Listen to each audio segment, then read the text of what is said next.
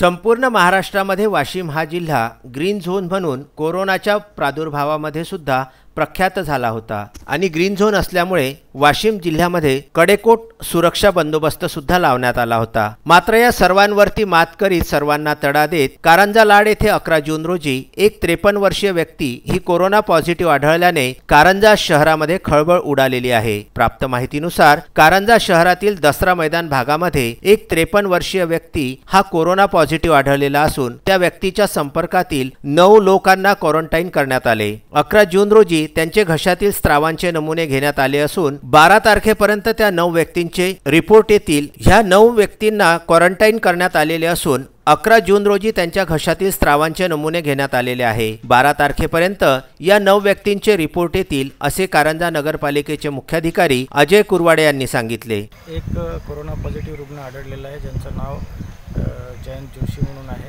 आणि जे दसरा मैदान शिवाजीराव मठ येथील राहणारे आहे।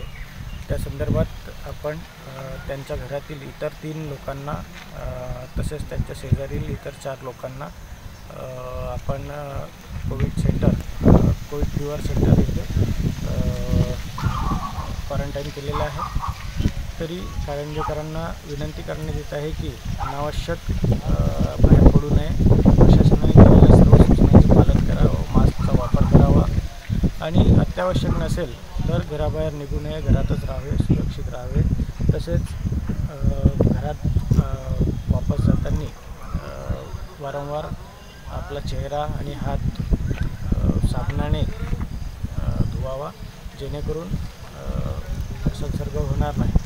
त्यामुळे दसरा मैदान परिसर हा कंटेनमेंट झोन म्हणून तयार करण्यात आलेला असून या ठिकाणी 144 कलम सुद्धा लागू करण्यात आल्याची माहिती मिळत आहे। कारंजा लाड येथून विदर्भ न्यूज करिता अक्षय लोटे यांचा वृत्तांत।